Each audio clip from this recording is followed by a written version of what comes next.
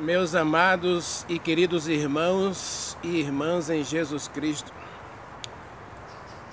que a bondade de Deus, a graça de Jesus Cristo e a comunhão do Espírito Santo sejam permanentes na vida de cada um de nós, na sua vida, na vida da sua família.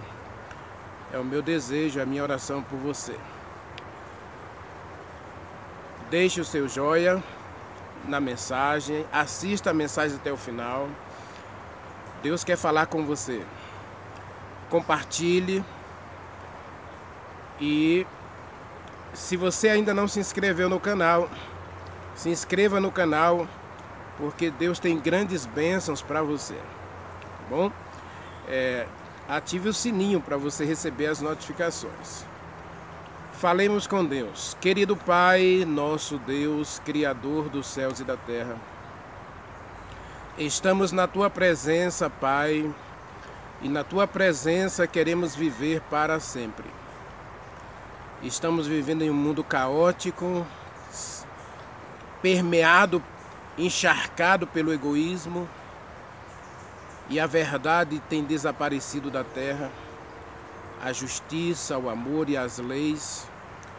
O ser humano perdeu o respeito por si mesmo e por seu semelhante. E o que a gente vê hoje é resultado dessa separação do homem com Deus. Buscando independência, buscando liberdade, buscando felicidade longe do Pai. Tenha misericórdia de nós. Aceite a nossa adoração nessa hora. Fale ao nosso coração com a Tua palavra e abençoe essa pessoa que está assistindo essa mensagem agora, Senhor.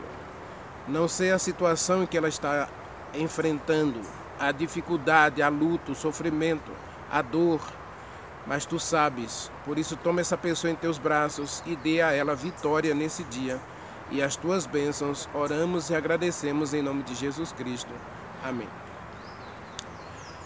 Amados, o Salmo 11 tem muita coisa para nos ensinar. Nós estamos estudando os 4 fundamentos. Ontem nós vimos a questão da verdade. Eu quero ler com vocês, só a título de informação, né, e a título de apelo da mensagem de ontem, Provérbios capítulo 23, versículo 23, Salomão nos dá um conselho. Qual é o conselho de Salomão para a gente? Capítulo 23, verso 23 está escrito: compre a verdade e não venda. Compre a sabedoria, compre a instrução, compre o entendimento. Comprar a verdade. Infelizmente, nós estamos vivendo numa sociedade onde a gente se acostumou de tal maneira com a mentira que a verdade para a gente não tem muito significado, não tem muito valor. Infelizmente, essa é a triste realidade que estamos vivendo. Oséias, vamos para o Salmo 11. Nós estamos analisando o Salmo 11. Essa semana é uma semana de análise do Salmo 11, uma semana especial só no Salmo 11. E no versículo 3 do Salmo 11 nós estamos lendo. Versículo 3 diz assim: ora, destruídos os fundamentos, o que poderá fazer o justo? Então ontem nós vimos que um dos fundamentos do governo de Deus é a verdade. Deus não tolera a mentira. Aliás, a mentira é de origem satânica. Jesus Cristo disse que Satanás é o pai da mentira. João capítulo 8, versículo 44. Agora observe. Jesus Cristo disse que a gente, ao conhecer a verdade nos libertaria. João capítulo 8, versículo 32. Hoje nós vamos trabalhar a questão do amor. E falar do amor, gente, seria uma coisa assim... Dá para escrever um livro com muitas páginas, com pelo menos aí 1000 páginas, falando só sobre a questão do amor. Mas hoje para a gente entender o amor como fundamento do governo de Deus, porque os salmos, a gente analisa os salmos, é com perspectiva do conflito cósmico entre Deus e o diabo, entre verdade e mentira, entre certo e errado, entre o bem e o mal. Então, dentro desse aspecto, eu preciso trabalhar o amor com pelo menos 3 características. Tá certo? Quem ama, cuida. Quem ama, perdoa. E quem ama, protege. Se a gente quiser colocar uma 4ª característica, quem ama, trabalha em favor de. Então vamos ficar com essas 4 características: perdão, cuidado, proteção e ação. E a gente vai ver que nesse aspecto nenhum de nós é capaz de amar como Deus amou a gente. Então nós vamos trabalhar 2 histórias hoje da Bíblia para ilustrar essa questão do grande amor de Deus por nós. O fundamento do governo de Deus é amor. Vamos lá. 1 João capítulo 4, versículo 8. Versículo 7 e versículo 8. Veja. 1 João capítulo 4, versículos 7 e 8. Está escrito: Amados, amemo-nos uns aos outros, porque o amor procede de Deus. E todo aquele que ama é nascido de Deus. Versículo 8. Aquele que não ama não conhece a Deus, porque Deus é amor. Meus amados, observe que coisa tremenda. Nossa definição no dicionário, a gente pega um dicionário aí, e busca a definição de amor. Busque no Google, coloca aí, definição de amor. Aí vai aparecer lá sentimento. Mas aqui em João, 1 João capítulo 4, versículo 7, está dizendo que o amor é um dom. É um presente de Deus para nós. E que só é possível a gente amar se a gente nascer de Deus. Aquele que ama é nascido de Deus. Que tremendo! A gente leu em Oséias ontem, Oséias capítulo 4, a gente leu ontem, Oséias 4, não foi? Oséias dizendo que o amor desapareceu da terra. Oséias 4:1 está escrito: Ouvi a palavra do Senhor, filhos de Israel, porque o Senhor tem uma contenda com os habitantes da terra. Por quê que Deus tem uma contenda com os habitantes da terra? Porque na terra não existe verdade, amor ou conhecimento de Deus. Não há amor, não há verdade, não há conhecimento de Deus. E aqui João diz que aquele que é nascido de Deus, ele ama porque ele é nascido de Deus. Você só pode amar se você receber da fonte do amor. E 1 João 4:8 diz: quem é a fonte do amor? O amor não é sentimento, o amor é um princípio, o amor é o próprio Deus. Assim como Deus é a verdade, assim como Deus é a justiça, assim como Deus é verdadeiro, santo, bom, Ele é amor. E ao amar o ser humano, Deus é capaz de fazer essas 4 coisas pelo ser humano: perdoar, cuidar, proteger e salvar. Perdoar, cuidar, proteger e salvar. E aí nós começamos agora uma análise da questão do amor que a gente presencia na sociedade atual. Eu não quero gastar muito tempo com isso, mas A gente pode imaginar assim, vamos imaginar assim, o nosso amor, na verdade, com esse sentimento, como a gente define amor como um sentimento, a gente acaba se tornando egoísta nesse amor. Isso não é amor, é egoísmo. Porque o egoísta, ele quer tudo para ele. E tudo à sua volta deve girar em torno dele. E essa é a característica do egoísta. Foi isso que Lúcifer implantou no céu, quando ele disse que Deus não era verdadeiro, quando ele disse que Deus não era justo, quando ele disse que Deus era arbitrário ao estabelecer leis num lugar puro e perfeito como o céu. E ele levou 1 de cada 3 anjos a pecar, a se separar de Deus. Pecado é separação de Deus, não esqueçam disso.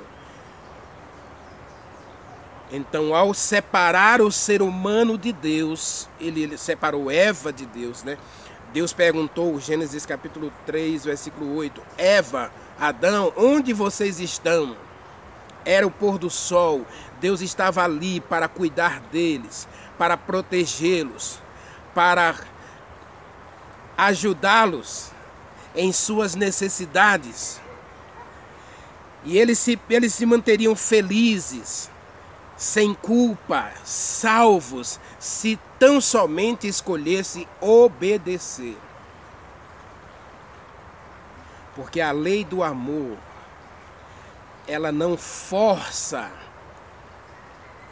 você prestar obediência. A lei do amor é uma lei da liberdade, em que você escolhe amar, porque você é amado. Percebe? A lei do amor é uma lei de liberdade que dá a você o direito de amar porque você é amado. Jesus Cristo disse que a gente só pode amar a Deus porque primeiro Ele nos amou. Ele fez alguma coisa por nós. Ele se interessou por nós. Ele está sempre cuidando de nós. Você precisa conhecer esse Deus. Um Deus que se preocupa com a sua paz, com a sua felicidade, com a sua alegria, com a sua satisfação. E Ele faz de tudo para que você tenha paz, que tenha alegria, tenha satisfação. E satisfação plena. Esse é o Deus que a Bíblia apresenta. E você?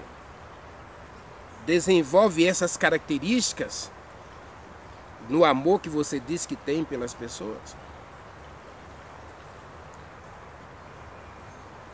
Então nós pegamos aqui a história do pai e os 2 filhos, o pródigo, né? O pródigo que ficou em casa e o pródigo que saiu. Os 2 pródigos, perdidos, um fora de casa e o outro dentro de casa.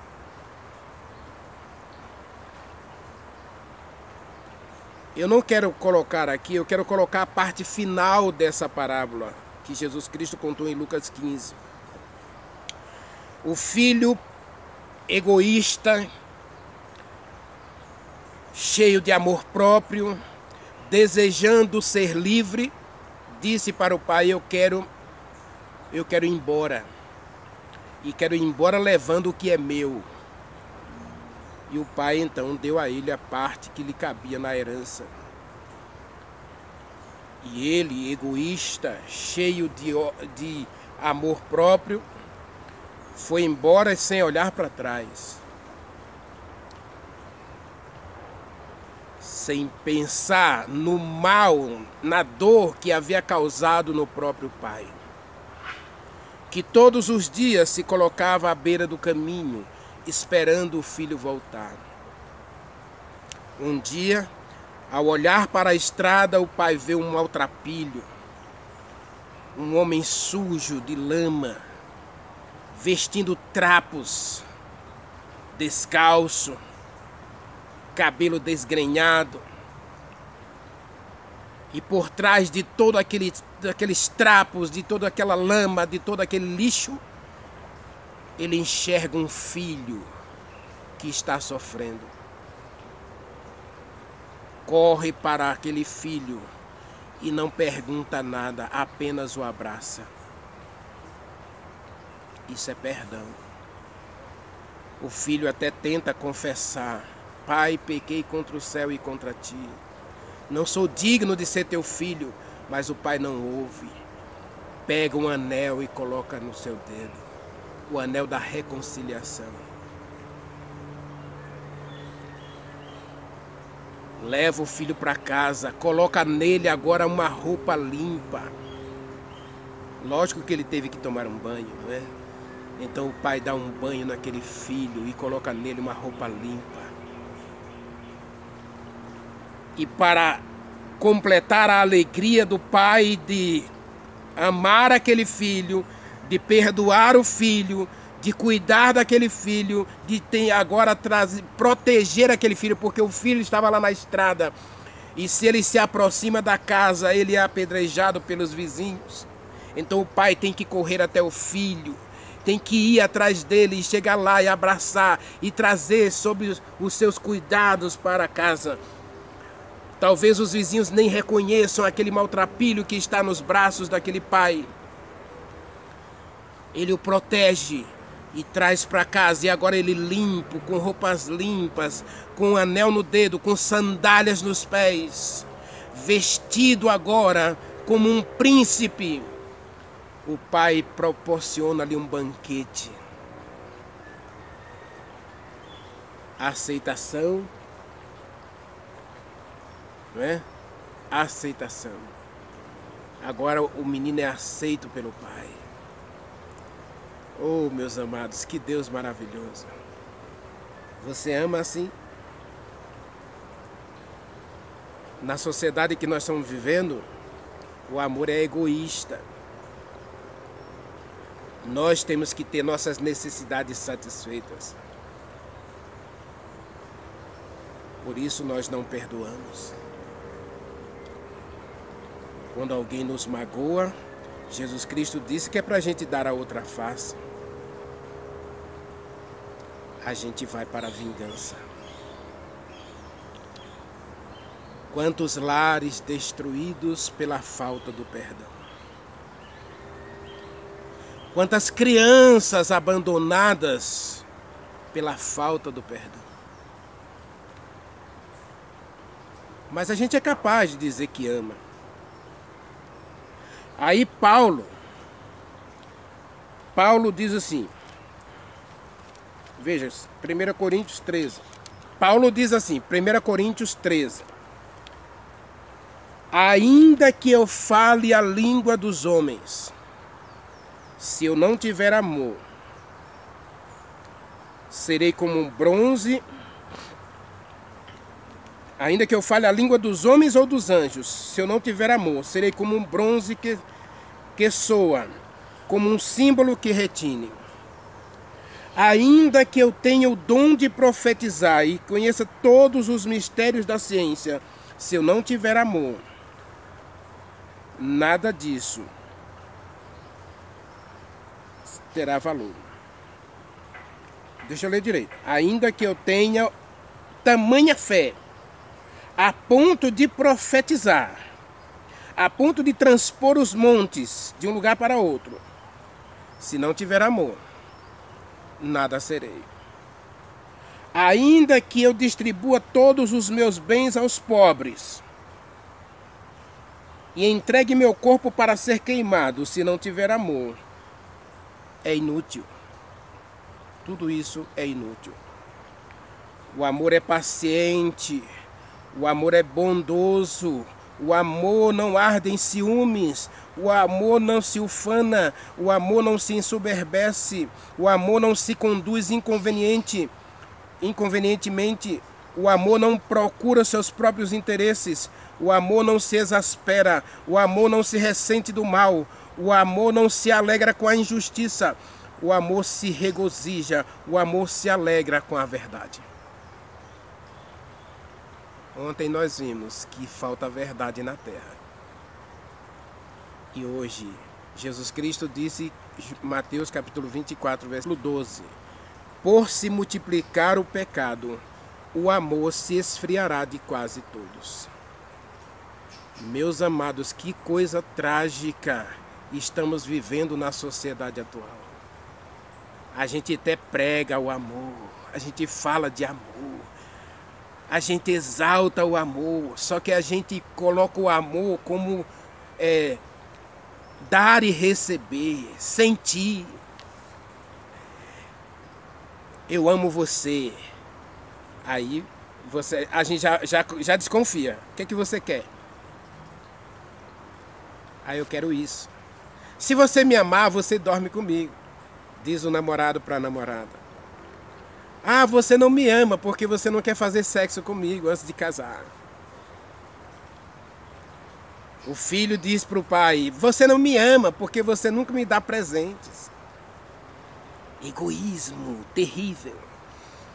E Paulo diz, ainda que eu coloque tudo que eu tenho, tudo que eu sou no altar para ser queimado, ainda que eu dê esmolas aos pobres, se eu não amo, se eu não nasci de Deus, eu não sou capaz de amar. Aquele que ama é nascido de Deus. E aquele que é nascido de Deus consegue desenvolver as características do amor de Deus. Aquele pai amou o filho, nunca desistiu do filho.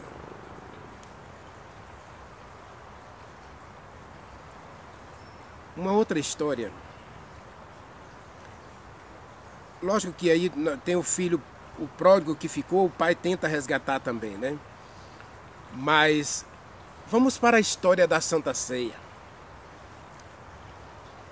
Os discípulos, todos arrogantes, egoístas, orgulhosos, estavam sentados à mesa.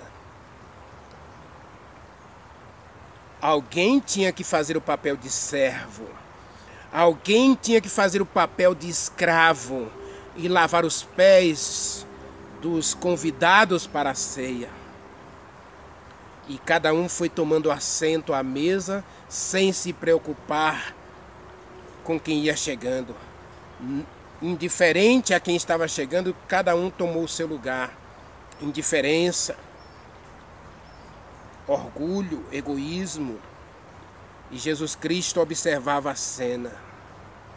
Cada um sentando-se à mesa para tomar a ceia.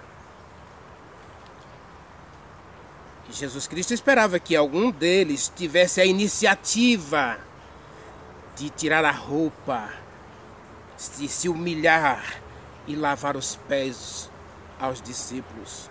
E é o próprio Jesus Cristo. Mas eles estavam indiferentes. Não tenho responsabilidade, não é comigo. Então não preciso me preocupar. Alguém vai fazer. Não é isso que a gente está vendo na sociedade moderna?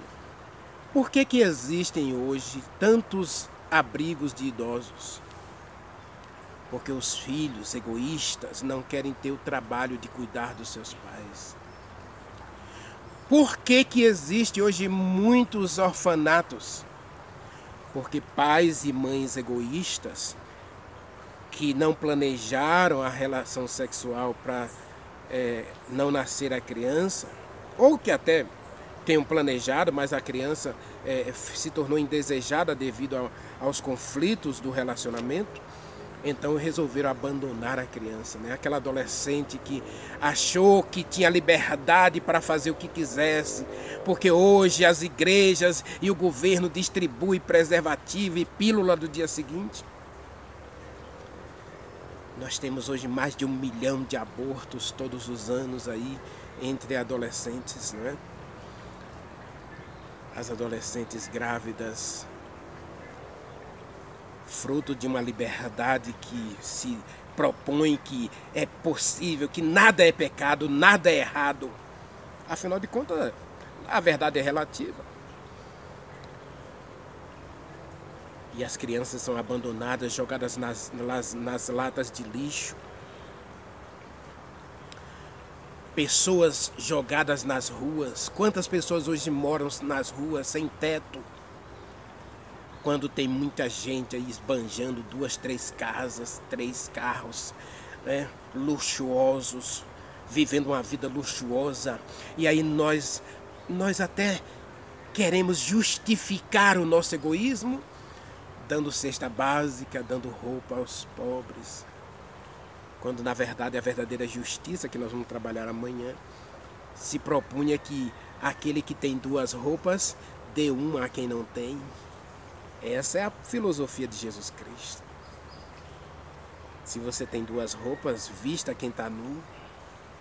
Os órfãos, as viúvas, se você observar toda a Bíblia, Deus dá atenção especial a essas 2 classes.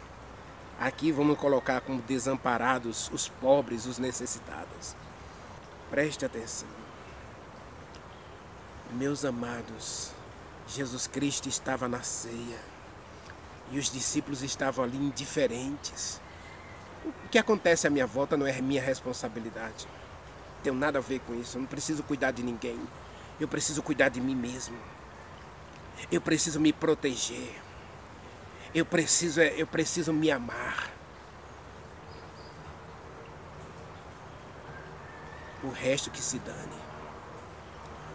É esse amor egoísta que nós estamos vivendo na sociedade atual. E aí então a Bíblia diz que não existe amor. Porque isso não é amar. Embora não tenha nada errado você dar uma cesta básica. Eu faço isso e todo final de ano a roupa que eu não uso, que eu compro durante o ano e não uso. Veja, eu compro e não uso. Eu dou para as pessoas. Eu dou para a assistência social da igreja e ele está lá distribui para as pessoas.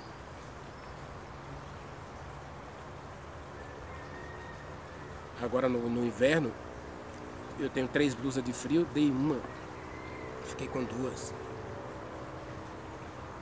Porque meu filho só tem uma, então a gente fica aí revezando, usando um do outro. Meus amados, não tem nada errado em dar as coisas para os pobres. O que eu estou dizendo é que o nosso amor é tão egoísta que a gente não é capaz de perdoar, não é capaz de cuidar, não é capaz de proteger, não é capaz de agir em favor da felicidade do outro. Quem ama, cuida. Quem ama, protege. Quem ama, perdoa. Quem ama, ajuda a pessoa a ser feliz. O verdadeiro amor promove a felicidade do outro. E ao promover a felicidade do outro, eu promovo a minha própria felicidade.